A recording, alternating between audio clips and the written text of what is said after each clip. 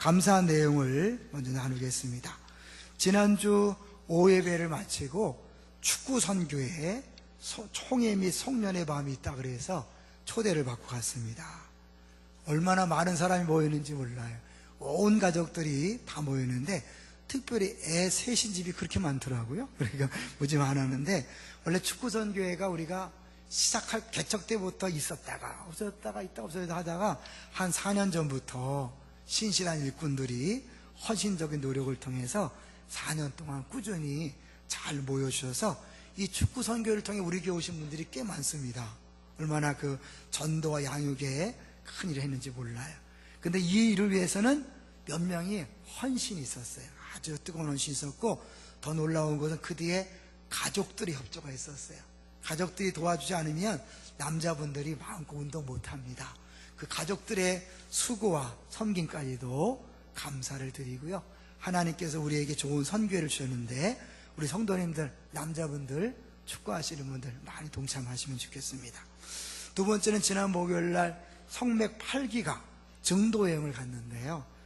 우리 낮에 목요일날 오전에 하기 때문에 여자분만 11명이 합니다. 저까지 12명이 봉구 하나로 가려다 보니까 너무 힘들 것 같아서 이제 고민하던 중에 우리 홍모시기 집사님이 자원하셔서 도와주셔서 2대로 이렇게 갈 수 있었어요.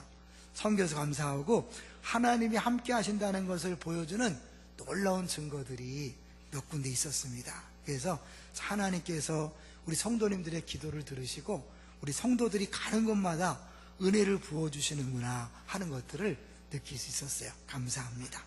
세 번째는 개인적인 감사인데요, 제가 지난번 재직 수련회 때도 우리 부교육자들이 예년에 매일 이렇게 재직 수련회 때 목소리를 많이 쓰니까 새벽기도 힘들어하는 것을 알고, 이번에는 우리 부목사님들이 우리가 하겠다. 그래서 재직 수련회 기간 동안 새벽기도를 담당해 주고요. 이번에 목요일날 저기 증도까지 갔다 오니까 피곤할 거라고 또 금요일 새벽기도 담당해 주셔서, 정말 제가 이제 10년 하니까 우리 교육자들도 한마음이 되어서 배려해 주는구나, 그런 생각이 들면서 감사했습니다. 자, 세 분, 우리 오늘 제목을 한번 보겠습니다. 오늘 제목이 뭡니까? 우리의 희망 임마누엘입니다. 어린이가 자라면서요, 가끔 아하라는 그런 깨닫는 경험을 통해서 성장하는 거 아시죠? 저도 이렇게 하여간 보면 어릴 때 이렇게 좀 성장하면서 저게 저거구나 그러면서 한눈에 팍 열리는 때가 있었어요. 그 중에 하나가 뭐냐면, 간판을 보고 표지판을 보다가 제가 언제부턴가 그걸 통째로 받아들인 게 아니라 하나씩 띄워서 해석을 하는 때가 되더라고요. 예를 들면 출입구, 그전엔 출입구였는데 한문을 배우니까 나갈 줄, 들어갈 입, 입구. 그래서 들어가고 나가는 입이구나. 그래서 출입구. 아무것도 아닌 것 같아도 그러면서 모든 걸 보는 눈이 달라졌어요. 여러분, 비보호도 무슨 말인지 알죠? 비가 올 때 보호하는 게 아니에요. 많은 분들이 이렇게 비가 올 때 보호하는가? 근데 비보호는 보호하지 않는다는 거예요. 근데 이게요, 제가 그 음악에서도요, 학생 때부터 기타를 배웠는데 처음에는 그냥 무조건 통째로 외웠어요. 코드를 C, F, G7, D, 그 다음에 이제 G, A7 이렇게 통째로 외우다가 제가 총신대학 그 면접을 보면서 시간이 많이 걸리니까 한번 그려봤어요. 그려보면서 느끼는 게, 이게 국민학교 때 배웠던 으뜸마음, 버금딸리마음, 딸림하고 그 얘기구나. 그래서 모든 노래는 이 세 개의 화음으로 이루어진다는 것을 그때 연결이 되면서 그렇구나. 음악의 세계, 크진 않지만 열리는 것을 느꼈어요. 신앙생활도 마찬가지. 여러분이 그냥 개념적으로만, 이렇게 단어적으로만 알던 것들을 의미를 파악하고 내가 알고 있던 것과 연결이 되는 순간부터 믿음이 자라요. 내게 되면서. 그 중에 하나가 여러분, 임마누엘이라는 단어를 여러분이 그동안 알고 있었던 거 한번 연결했으면 좋겠어요. 자, 임마누엘은 몇 개의 단어가 모였을까요? 3개의 단어가 모인 거예요. 임은 함께란 뜻이에요. with. 마누는 우리와 라는 뜻이고, 엘은 하나님이에요. 엘 들어가는 게 많죠. 베델, 이스라엘. 엘은 무조건 들어가면 하나님이에요. 그러니까 임마누엘을 보면서 여러분이 엘자와 관계된 모든 단어들을 다 한꺼번에 다 이해했으면 좋겠어요. 임마누엘이라는 것은 한마디로 하나님이 우리와 함께 계시다. 자, 보겠습니다. 23절 볼까요? 오늘 본문 23절 시작. 보라, 처녀가 잉태하여 아들을 낳을 것이요 그의 이름은 임마누엘이라 하리라 하셨으니 이를 번역한즉 하나님이 우리와 함께 계시다 함이라. 이건 구약 성경에 예언된 내용을 그대로 써놓은 거예요. 구약에서는 예수님 탄생을 예언할 때 임마누엘이라는 이름을 썼어요. 그렇지만 오늘 본문을 보면 예수님이 태어날 때는 뭐라고 부르라고 그랬죠? 예수라 부르라. 어느 날 우리 초신자 할아버지가 어르신이 이 교회 문을 나가면서 저한테 목사님, 예수가 이름이 뭡니까? 예수형. 그래서 그렇구나. 하나하나 자세히 제가 가르칠 필요가 있겠다는 생각이 들었어요. 여기 보니까 임마누엘도 결국 예수의 이름인데 그 결국 예수의 이름이 임마누엘이라는 것은 뭐예요? 예수님이 누구라는 거죠? 하나님.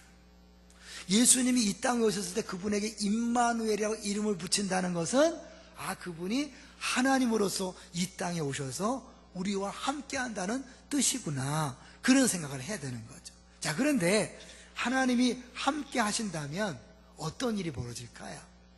저는요, 이번에 증도를 가면서 우리 집사님이 함께 가면서 얼마나 든든했는지 몰라요. 왜냐면 제가 혼자 갔는데 눈이 온다 그랬으면 굉장히 걱정했을 것 같아요. 왜냐면 서해안 쪽에 눈이 많다 그러는데 걱정이 하나도 안 됐어요. 왜냐면 이 홍 집사님이 사실은 외모를 봐도 듬직해요. 왜냐면 누가 감히 한번 건들 수 없을 정도로 외모가 대단하고 운전을 평생 했거든요. 관광버스도 하시고 또 택시도 하시고 그래갖고 이 운전에는 베테랑이라서 걱정이 안 되더라고요. 눈에 보이는 사람과 함께 하는 것도 이렇게 안심이 되고 든든하다면 눈에 보이지 않는 전지전능하신 그 하나님이 함께 할 때 얼마나 든든할까요? 근데 의외로 사람들은 하나님이 함께 하신다는 사실을 머리로 알지만 마음속에 든든함이나 평안함이 없어요. 이번에 증도여행 가서 이제 우리는 기회만 되면 나누거든요. 나누는데 집사님 한 분이 그런 얘기를 했어요. 난 한국을 떠나고 싶었다. 한국의 현재 상황을 보고 어떤 영화를 보면서 한국이 정말 싫어졌대요. 떠나고 싶었다는 거예요. 근데 우리 증도에 가보시면 그 문진경 전사님이 기도하던 처소가 있어요.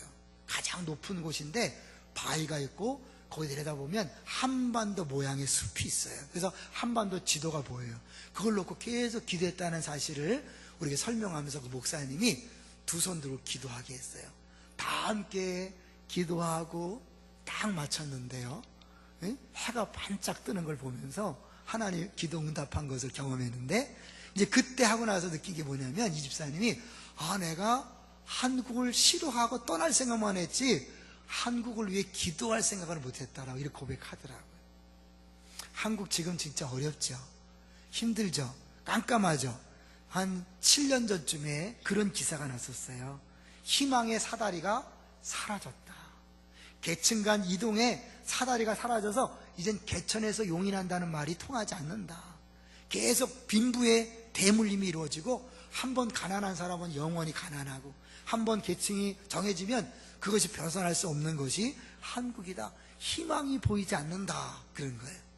여러분, 과연 한국 희망이 없을까요? 우리의 삶에 희망이 없을까요? 아닙니다. 희망이 있습니다. 왜요? 하나님이 함께 하시기 때문입니다. 할렐루야. 근데 이 하나님 함께 하시면 희망이 있어서 마음이 든든하고 기뻐야 되는데, 대부분의 믿는 사람들도 믿지 않은 사람들처럼 여전히 한국을 바라보며 정세를 바라보고 경제를 바라보고 똑같이 힘들어하고 똑같이 안타까운 마음으로 한국을 떠나고 싶어요. 왜 그럴까요? 이 하나님이 함께 하시는 방식에 대해서 우리가 잘 모르기 때문에 그래요. 하나님이 함께 하시긴 하는데 함께 하시는 방식이 우리의 생각과 좀 달라요. 그걸 한번 보려고 그래요. 자, 먼저 18절을 보겠습니다. 18절 같이 읽어볼까요? 시작. 예수 그리스도의 날씀은 이러하니라. 그의 어머니 마리아가 요셉과 약혼하고 동거하기 전에 성령으로 잉태된 것이 나타났더니, 여기 약혼하고 동거하기 전 좀 이상하죠? 우리나라 개념으로 볼 때는 약혼하고 웬 동거야? 근데 이스라엘의 결혼 제도는 이 약혼이란 말이 우리나라 약혼과 달라요. 그들은 약혼이 사실은 정식 결혼이에요. 그래서 약혼한 순간부터 정식 법적인 부부예요. 그런데 동거는 1년 뒤예요.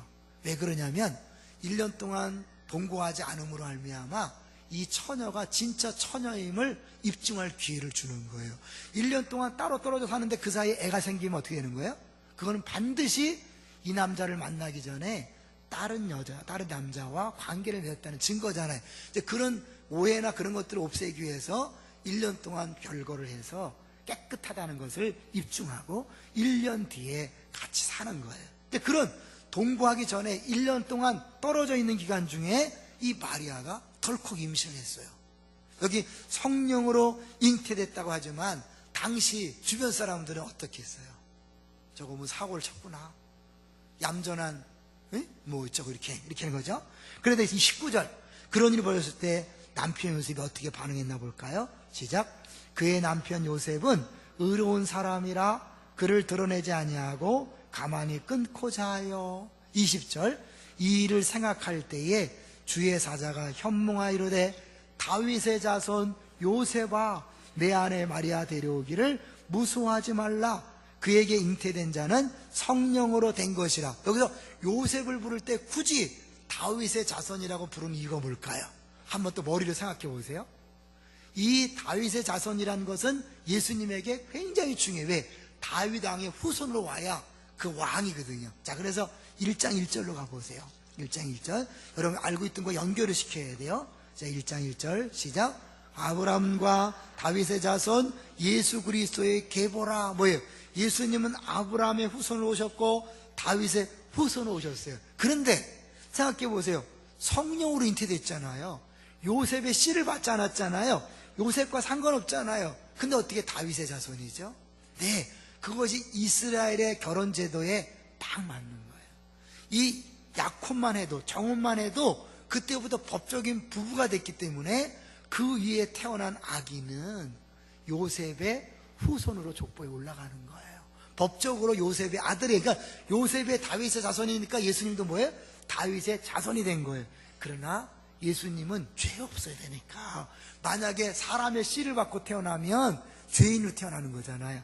죄 없는 사람으로 태어나기 위해서는 하나님의 성령으로 잉태되어야 되는 거죠. 그러니까 이 동정녀 탄생과 요셉과 결혼한 이 모든 것들이 예수님이 이 땅에 메시아로 오시기에 딱 맞는 제도였어요. 하나님은 지금 만약에 예수님이 태어났다면 이렇게 되지 않기 때문에 완전한 인간으로 하나님으로 태어날 수 없는 거예요. 그러니까 하나님이 이 결혼제도조차도, 이 역사조차도 주관하고 있는 거예요. 동일한 원리로 여러분, 만약에 예수님이 지금 태어났다면 구세주가 될 수 있었을까요? 없었을까요? 없었죠. 예수님은 나무 위에 달려 죽어야 돼요. 십자가에 못 박혀 죽어야 인류의 죄를 해결할 수 있어요. 그러니까 2000년 전에 로마 시대에 반드시 태어나야 돼요. 우연일까요? 하나님께서 그렇게 기가 막히게 모든 역사와 풍습과 환경과 문화까지도 다 조정하셔서 하나님이 적당한 때에 일하시는 거예요. 이게 하나님이 우리가 알지 못하지만 일하고 계시는데, 당시에 그 일을 경험했던 요셉과 마리아 입장은 어땠을까? 요셉은 무서워하지 말라라고 천사가 말했다는 건 뭐예요? 무서워했다는 거예요. 그러면서 왜 하필 나한테 이런 일이 생겼을까? 마리아는 어땠을까요? 그는 아마 예수님이 죽으시고 부활하고 예수는 그리스도라고 모든 사람이 인정하기 전까지 평생, 예수님의 평생 동안 계속 의심의 눈초리, 뭐 성령으로 잉태됐다고 웃기고 있네, 뭔 일이 있었겠지, 누가 뒤에서 수군거리지 않았겠어요? 뒷담하기 좋아하는 인간들이 얼마나 많았겠어요.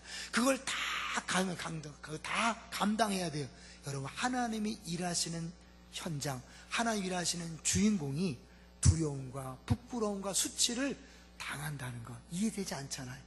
근데 하나님은 그렇게 일하시는 거예요. 이게 우리가 이해 못하는 거예요. 하나님이 함께 하신다 그러는데 그 함께 하시는 증거로서 오신 예수님이, 그 예수님 때문에 사람들이 행복한 것이 아니라 그 엄마 아빠가 너무너무 힘들고 어렵잖아요. 어려울 때 하나님이 살아계시다면 두려움이 없어야 하고 부끄러움이 없어져야 하지 않나 이런 생각을 하지만 아니에요. 부끄러움도 있었고 두려움도 있었어요. 이번에 정도 가서 매년 갔다 올 때마다 간증하지만 그 문주경 전사님이 살 수 있는 길이 있었지만 자기 스스로 중도로 돌아가서 결국 공산당에게 창으로 막 찔리고 짝 찔러도 안 죽으니까 목에다 총을 쏴서 죽입니다. 온몸에 피가 낭자하고 이 옷이 피에 붙어서 벗길 수 없을 정도로 그렇게 비참하게 죽었어요. 여러분, 우리 같으면 그렇게 신실하신 전사님을 하나님이 보호하셔야지, 하나님이 지키셔야지, 하나님이 뭐 하신 거냐 이렇게 말할 수 있지만 사실은 그 죽음의 현장에 하나님이 함께 하셨습니다. 하나님 무능해서 죽은 게 아니죠. 지금 증도는요, 전체 한국 기독교가 줄어드는 상황 속이지만 90% 이상이 예수 믿습니다. 거기는 담배 가게가 없습니다. 이단이 없습니다. 다른 종교도 없습니다. 주일날 행사하지 않습니다. 그리고 도로 이름이 문중경 도로예요. 문중경로. 여러분, 한국이 그렇게 기독교에 대해서 막 비판하고 정죄하는 그런 문화지만 지금 그 여기가 그렇게 이루어진 건 누구 때문일까요? 모든 사람이 인정하지 않을 수 없는 것, 문중경 전사님의 순교의 피 때문이라고 얘기합니다. 우리가 볼 때는 당장에 죽는 거 막아주고 창에 찔리고 총 맞아 죽는 것을 보호하는 것이 하나님이 함께 하심의 증거라고 생각하지만 하나님은 나름대로의 계획과 뜻을 위해서 기꺼이 함께 그 자리에 계시면서 함께 고통받고 죽으시면서 하나님의 일을 행하시는 줄로 믿습니다. 여러분 기억하세요. 내가 생각하고 원하시는 방식으로 하나님이 함께 계시지 않는다는 것을 잊지 마세요. 두 번째도 우리가 볼 수 있는데요, 두 번째는 예수님이 죄에서 우리를 구원하기 위해서 오신 거예요. 이것도 또요, 우리의 생각과 많이 달라요. 한번 보겠습니다. 자, 21절 보겠습니다. 21절 시작. 아들을 낳으리니 이름을 예수하라. 이는 그가 자기 백성을 그들의 죄에서 구원할 자이심이라 아니라. 예수는 구약 성경에서는 여호수아, 그것의 헬라식 발음이죠. 예수. 그러니까 결국 이것은 하나님이 구원하신다 그런 뜻이. 예수란 뜻은 하나님이 구원하신다. 그러니까 자기 백성들의 죄에서 구원할 자 그랬는데, 이게 왜 중요하냐면 그 당시 유대인들은 예수님이 오셔서 무슨 일 할 걸 기대했습니까? 잘 생각해요. 뭘 기대했죠? 로마를 뒤집어 엎을 걸 기대했어요. 그리고 정치 경제적으로 완전히 새로운 세상을 만들 걸 기대했어요. 예수님은 그것을 위해 오신 게 아니에요. 우리나라에 누가 대통령이 되면 희망이 있을까요? 제가 단언하건대 누가 대통령이 돼도 희망이 없습니다. 또 반대로 누가 대통령이 돼도 희망이 있습니다. 언제요? 하나님이 함께 하심을 믿는다면요. 할렐루야. 어느 나라, 어느 민족, 어느 시대, 어떤 환경, 조건과 상관없이 사람이, 어떤 정치가, 어떠한 방법이 표명을 주는 게 아닙니다. 하나님이 함께 하시기 때문에 우리에게 희망이 있는 줄로 믿습니다. 근데 그 하나님이 우리에게 정치, 경제, 사회, 문화를 뒤집어 엎는 것이 아니라 죄에서 구원하기 위해서 예수님을 보내셨다는 거예요. 그 예수님이 하나님으로 이 땅에 오신 목적이 죄를 해결하기 위했다는 거예요. 그러면 정말 좋은 건가? 네. 사실 죄의 결과가 뭡니까? 두려움과 부끄러움이잖아요. 우리가 돈 벌기 원하고 높은 자리 얻기 원하고 남보다 잘 되길 원해요. 궁극적인 목적이 뭔지 아세요? 그렇게 잘 돼서 두려움을 해소하고 싶은 거예요. 이 부끄러움, 열등감, 그걸 해결하고 싶은 거예요. 사실은 사람들이 그 모든 부자가 되기 원하고 높아지기 원하고 잘 되기 원하는, 좋은 고등학교, 좋은 대학교 가기 원하는 그 근본 뿌리를 보면 이 두려움의 문제고 부끄러움의 문제예요. 예수님은 그 근본 뿌리를 해결하러 오신 거예요. 지난번 박지원 선교사님 와서 간증했잖아요. 그가 대통령도 만나보고 삼성 회장도 만나봤는데 최고의 권력자요, 최고의 부자를 만나도 행복하지 않더라. 여러분, 그게 행복의 조건이 아니기 때문에 그래요. 진짜 중요한 것은 죄에서 해결받고 죄에서 구원받는 것인 줄로 믿습니다. 그러면 돈이 없어도 괜찮아요. 건강이 약해도 괜찮아요. 남보다 약한 낮은 계급이라도 괜찮은 거예요. 왜? 그 모든 거 상관없이 그 어디나 천국을 경험할 수 있기 때문입니다. 근데 우리가 잘못하면 교회에 나와서도 계속 그걸 요구해요. 돈, 정치, 권력, 그 다음에 좋은 자리, 좋은 고등학교, 좋은 대학교, 좋은 취직, 좋은 배우자. 아니, 여러분, 그것으로 행복하지 않거든요. 만족할 수 없거든요. 그래서 하나님은 그걸 약속하지 않아요. 혹시 우리 교회 나오면서 그걸 기대하시는 분이 있다면 다시 생각을 바꾸셔야 돼요. 여러분이 아무리 목이 터져라 기도해도 하나님이 부자로 안 만들 수 있어요. 평생 가난할 수 있어요. 여러분, 그게 저주도 아니고 하나님 안 계신 것도 아니에요. 하나님의 계획인 거예요. 어떤 사람 물론 부자가 될 수 있죠. 어떤 사람 대통령이 될 수 있고 권력자가 될 수 있죠. 근데 그게 전부가 아니란 말이에요. 근데 우리는 끊임없이 우리가 예수를 믿으면 내가 생각하고 내가 기대했던 부자와 우리 아이들이 잘 되고 우리 집안이 잘 될 것을 기대하면서 나왔다가 안 되니까 실망하고 시험 들었다고 하는 사람들이 있어요. 아닙니다. 정신 차리셔야 돼요. 하나님의 계획 속에 부자를 만들 수도 있고 가난하게 살 수도 있어요. 좋은 대학에 보낼 수도 있고 뭐 하루 대학에 보낼 수 있는 거예요. 근데 그게 전 문제가 안 된다는 거죠. 우리 교회 한 분이 교회를 안 나오다가 일부 예배에 열심히 나왔어요. 어느 날부터 안 나와. 나중에 그 부인이 얘기하는데 들어보니까 이 남자가 교회 나와서 자기는 지금 가난하고 어려우니까 대박을 꿈꾸면서 나온 거야. 그래서 자기 로또를 사면 로또가 되고 지금 증권을 하는데 이 증시를 통해서 대박 나길 바라는 거예요. 근데 설교를 계속 듣다 보니까 그런 얘기를 안 하더래. 오히려 그런 것이 아니라고 막 얘기하니까 이 교회는 나한테 안 맞다. 그리고 안 나온다는 거예요. 여러분, 그런 얘기 앞으로도 안 할 겁니다. 그게 복음이 아니고 그게 하나님께서 함께 하시는 증거가 아닙니다. 아무리 많이 채워봐야 그것이 진정한 만족과 희망을 줄 수 없기 때문에 그런 거예요. 밤이라는 소설이 있어요. 이거는 노벨 평화상을 받은 엘리 비젤이라는 사람이 쓴 소설입니다. 소설이에요. 그러니까 이 사람이 자기 경험을 근거로 썼는데 이 사람 유대인입니다. 아시죠? 2차 대전 때 독일에 심한 핍박을 받은 사람 중에 하나예요. 아우슈비츠 소형소에서 자기 엄마와 누이들이 다 산채로 불구덩이에 다 들어갔습니다. 아버지와 자기만 남았는데 또 여전히 계속 수용소를 옮겨 다니는 중에 마지막 옮기는 중에 그 한 열차 칸에 화물차 열차 칸에 100명을 때려 놓은 거예요. 여객차도 아니고 화물 칸에. 근데 100명을 넣고 먹을 걸 안 주고 그러니까 막 굶고 배고파서 여기서 사람들이 90명이 죽었어요. 10명만 남았는데 그 중에 이 아버지와 엘리 비젤이 속했어요. 감사한 일이잖아요. 그런데 이 나이 드신 아버지가 견디지 못해서 그 이후에 몸이 시른시른 앓으니까 이 독일 신의대원들이 다시 산채로 불구덩이에 집어넣는 거예요. 그 유대인, 그 북의 나치가 조금 약하고 힘들면 다 집어넣었어요. 다 죽여버렸어요. 이 아들만, 자기만 살아남은 거예요. 그 독일이 패망한 다음에 이제 자기가 나중에 소설을 썼는데 그게 바로 밤이라는 소설이에요. 그 소설 중에 이런 대목이 나와요. 그 어느 분화 수용사에서 두 남자와 한 어린아이가 교수형, 이 목매는 교수형 집행을 당하는 그런 장면이에요. 수없이 죽음을 맛봤기 때문에 죽음에 대해 감각이 없던 유대인들에게 이 사건은 굉장히 충격으로 와닿다는 거예요. 재물 세 사람은 의자 위로 올라갔다. 세 사람의 목은 똑같은 순간에 올가미에 끼워졌다. 자유만세. 어른 두 사람이 소리를 질렀다. 그러나 아이는 말이 없었다. 하나님은 어디 있는가? 그는 어디에 있는가? 내 뒤에서 어느 누가 물음을 던졌다. 한 사람이 그랬겠어요?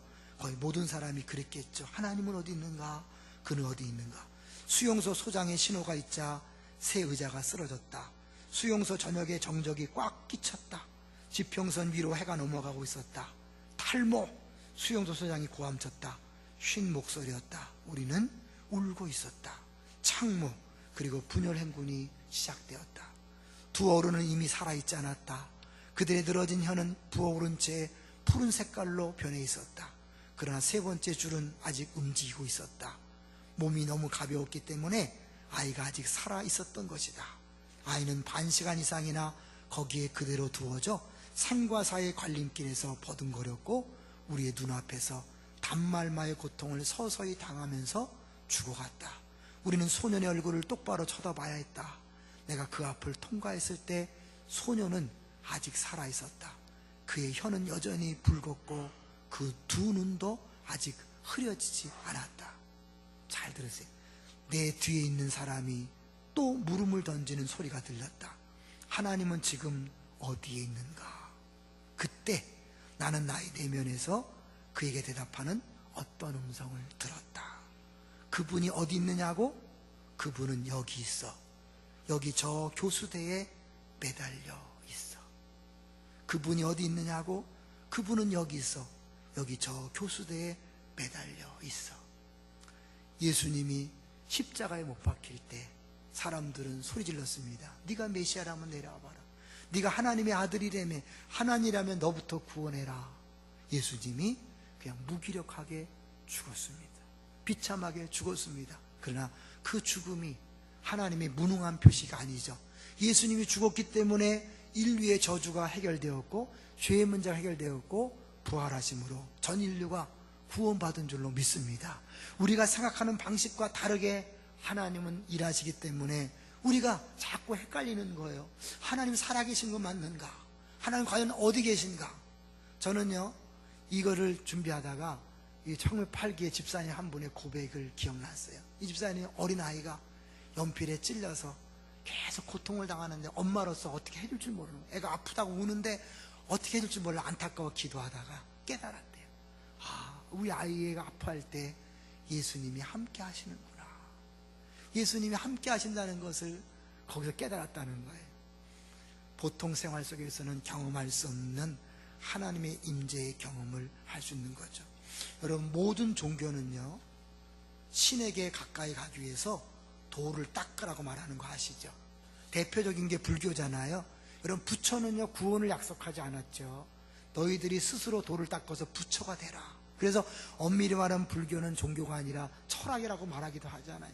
이슬람교는 어떠죠? 알라 신이 있어요. 근데 알라 신은 저 멀리 계시기 때문에 이 세상에 관여하지 않아요. 그 너희들이 알아서 구원받으라고 얘기해요. 인샬라, 알라의 뜻. 그러니까 결국 모든 종교는 우리가 노력해서 신 앞에 가야 되는데 어느 누구도 신의 수준에 도달할 수 없잖아요. 그래서 구원이 없는 거예요. 그런데 기독교만은 하나님이 친히 사람의 몸을 입고 우리에게 오신 줄로 믿습니다. 그래서 복음인 거예요. 우리들이 할 수 없는 걸 하나님이 친히 하신 거예요. 사람 몸을 입고 그분이 직접 오셔서 우리를 위해 죽으시고 부활했을 뿐만 아니라 승천하신 다음에 성령을 보내주셔서 지금 어디에 계십니까? 우리 안에 와 계십니다. 영접하는 자, 곧 그 이름을 믿는 자들에게는 영접한 거잖아요. 우리 안에 오시는데 언제 오셨어요? 오늘 5절을 한번 외워볼까요? 우리가 아직 원수 되었을 때에 그리스도께서 우리를 위하여 죽으심으로 하나님께서 우리에게 대한 자기의 사랑을 확증하셨느니라. 원수 되었을 때 우리를 위하여 죽으시고 우리 안에 오신 그분은 우리가 아무리 잘못해도, 우리가 무지쳐 때로는 죄를 져도 떠나지 않습니다. 영원히 함께 하십니다. 믿습니까? 자, 마태복음 28장으로 가보실까요? 이 마태복음 1장에서도 하나님이 함께 하심 임마누엘을 얘기한다면 28장에서 이제 결론적으로 또 이렇게 말씀하십니다. 마태복음 28장 18절부터 20절입니다.